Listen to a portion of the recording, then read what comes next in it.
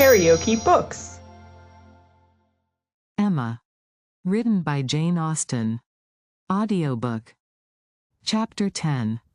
Though now the middle of December, there had yet been no weather to prevent the young ladies from tolerably regular exercise, and on the morrow, Emma had a charitable visit to pay to a poor sick family, who lived a little way out of Highbury. Their road to this detached cottage was down Vicarage Lane, a lane leading at right angles from the broad, though irregular, main street of the place, and, as may be inferred, containing the blessed abode of Mr. Elton. A few inferior dwellings were first to be passed, and then, about a quarter of a mile down the lane rose the vicarage, an old and not very good house, almost as close to the road as it could be. It had no advantage of situation, but had been very much smartened up by the present proprietor, and, such as it was, there could be no possibility of the two friends passing it without a slackened pace and observing eyes. Emma's remark was, "There it is. There go you and your riddle book one of these days." Harriet's was, "Oh, what a sweet house. How very beautiful.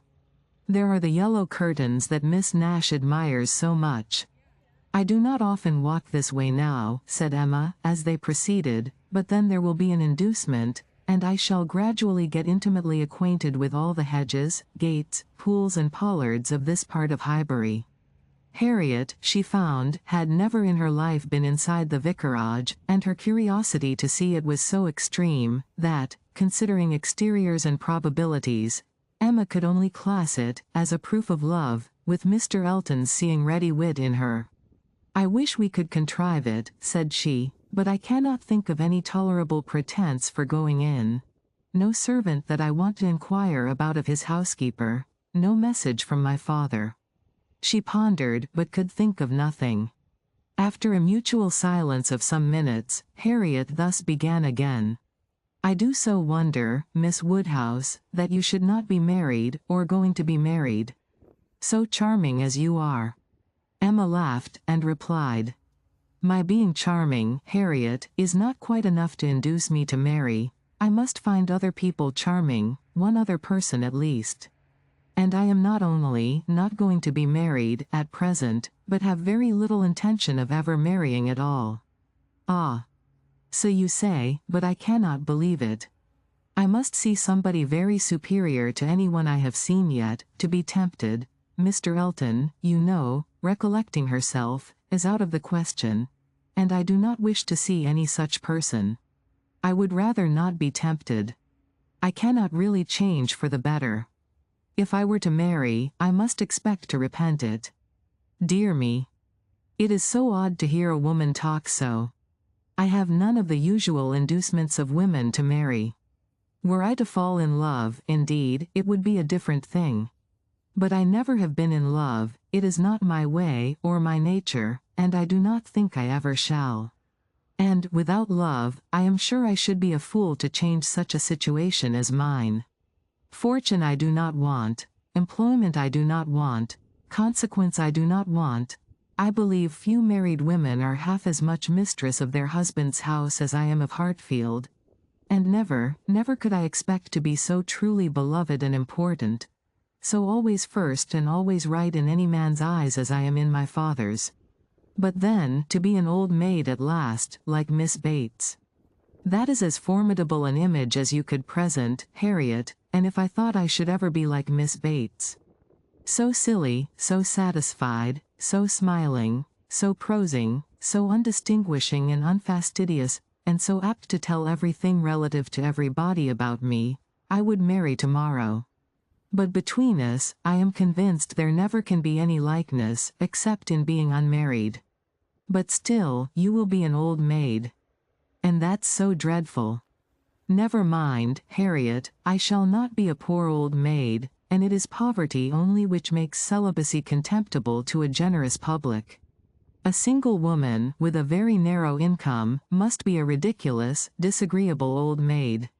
The proper sport of boys and girls, but a single woman, of good fortune, is always respectable, and may be as sensible and pleasant as anybody else. And the distinction is not quite so much against the candor and common sense of the world as appears at first, for a very narrow income has a tendency to contract the mind and sour the temper. Those who can barely live, and who live perforce in a very small, and generally very inferior, society, may well be a liberal and cross. This does not apply, however, to Miss Bates. She is only too good-natured and too silly to suit me. But, in general, she is very much to the taste of everybody, though single and though poor. Poverty certainly has not contracted her mind. I really believe, if she had only a shilling in the world, she would be very likely to give away 6 pence of it, and nobody is afraid of her. That is a great charm. Dear me! But what shall you do? How shall you employ yourself when you grow old? If I know myself, Harriet, mine is an active, busy mind, with a great many independent resources, and I do not perceive why I should be more in want of employment at 40 or 50 than 21. Woman's usual occupations of hand and mind will be as open to me then as they are now, or with no important variation. If I draw less, I shall read more. If I give up music, I shall take to carpet work. And as for objects of interest, objects for the affections, which is in truth the great point of inferiority, the want of which is really the great evil to be avoided in not marrying, I shall be very well off, with all the children of a sister I love so much, to care about. There will be enough of them, in all probability, to supply every sort of sensation that declining life can need. There will be enough for every hope and every fear, and though my attachment to none can equal that of a parent, it suits my ideas of comfort better than what is warmer and blinder. My nephews and nieces. I shall often have a niece with me. Do you know Miss Bates's niece? That is, I know you must have seen her 100 times, but are you acquainted? Oh. Yes, we are always forced to be acquainted whenever she comes to Highbury. By the by, that is almost enough to put one out of conceit with a niece. Heaven forbid. At least, that I should ever bore people half so much about all the Knightleys together, as she does about Jane Fairfax. One is sick of the very name of Jane Fairfax. Every letter from her is read 40 times over, her compliments to all friends go round and round again, and if she does but send her aunt the pattern of a stomacher, or knit a pair of garters for her grandmother, one hears of nothing else for a month.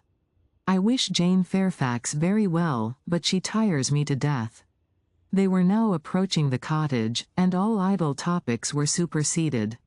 Emma was very compassionate, and the distresses of the poor were as sure of relief from her personal attention and kindness, her counsel and her patience, as from her purse.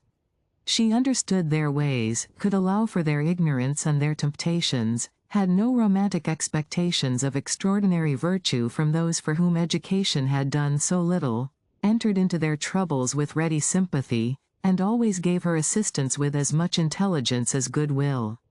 In the present instance, it was sickness and poverty together which she came to visit, and after remaining there as long as she could give comfort or advice, she quitted the cottage with such an impression of the scene as made her say to Harriet, as they walked away, "These are the sights, Harriet, to do one good. How trifling they make everything else appear. I feel now as if I could think of nothing but these poor creatures all the rest of the day, and yet, who can say how soon it may all vanish from my mind?" "Very true," said Harriet. "Poor creatures. One can think of nothing else." "And really, I do not think the impression will soon be over," said Emma, as she crossed the low hedge, and tottering footstep which ended the narrow, slippery path through the cottage garden, and brought them into the lane again. "I do not think it will," stopping to look once more at all the outward wretchedness of the place, and recall the still greater within. "Oh, dear, no," said her companion. They walked on. The lane made a slight bend, and when that bend was passed, Mr. Elton was immediately in sight, and so near as to give Emma time only to say farther, "Ah, Harriet, here comes a very sudden trial of our stability in good thoughts."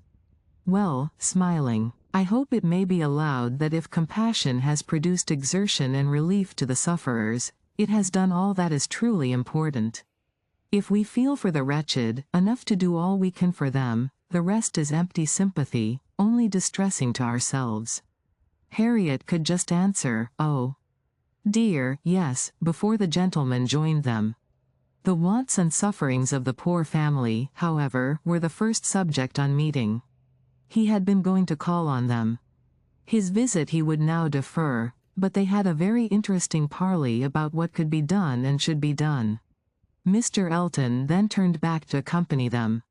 To fall in with each other on such an errand as this, thought Emma, to meet in a charitable scheme, this will bring a great increase of love on each side. I should not wonder if it were to bring on the declaration. It must, if I were not here. I wish I were anywhere else. Anxious to separate herself from them as far as she could, she soon afterwards took possession of a narrow footpath, a little raised on one side of the lane, leaving them together in the main road. But she had not been there 2 minutes when she found that Harriet's habits of dependence and imitation were bringing her up too, and that, in short, they would both be soon after her.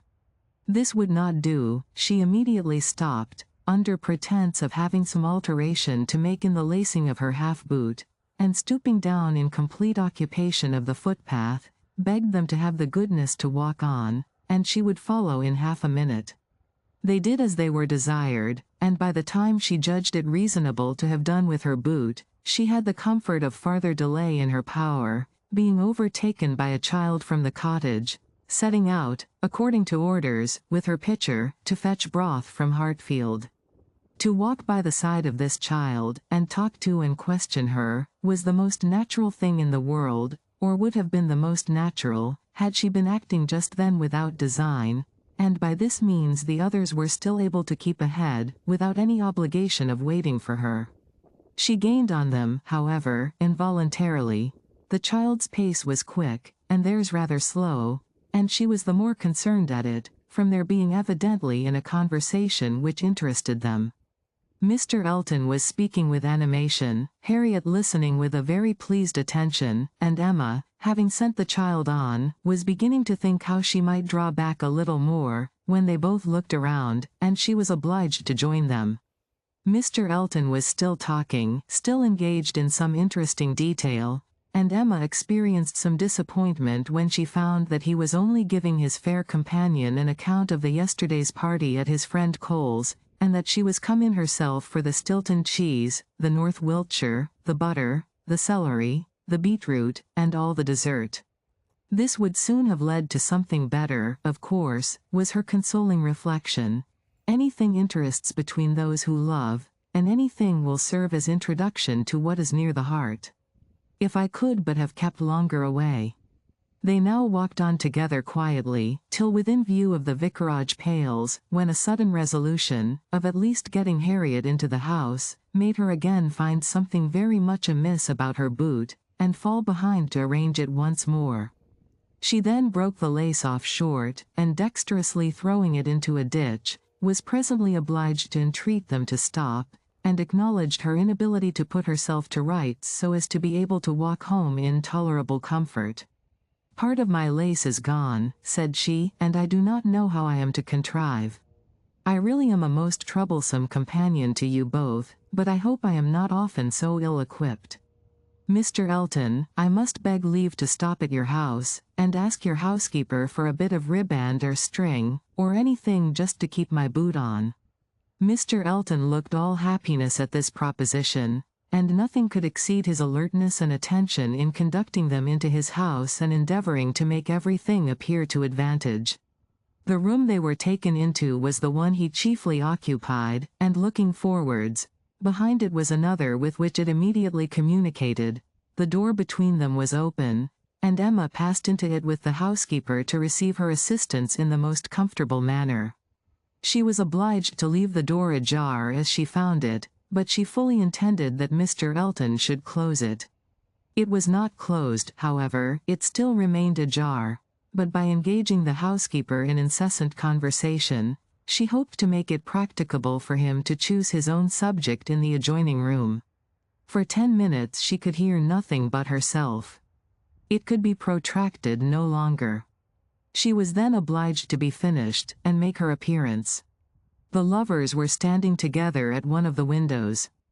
It had a most favorable aspect, and, for half a minute, Emma felt the glory of having schemed successfully. But it would not do, he had not come to the point. He had been most agreeable, most delightful, he had told Harriet that he had seen them go by, and had purposely followed them. Other little gallantries and allusions had been dropped, but nothing serious. Cautious, very cautious, thought Emma, he advances inch by inch, and will hazard nothing till he believes himself secure. Still, however, though everything had not been accomplished by her ingenious device, she could not but flatter herself that it had been the occasion of much present enjoyment to both, and must be leading them forward to the great event. If you liked what you heard, please subscribe to the channel.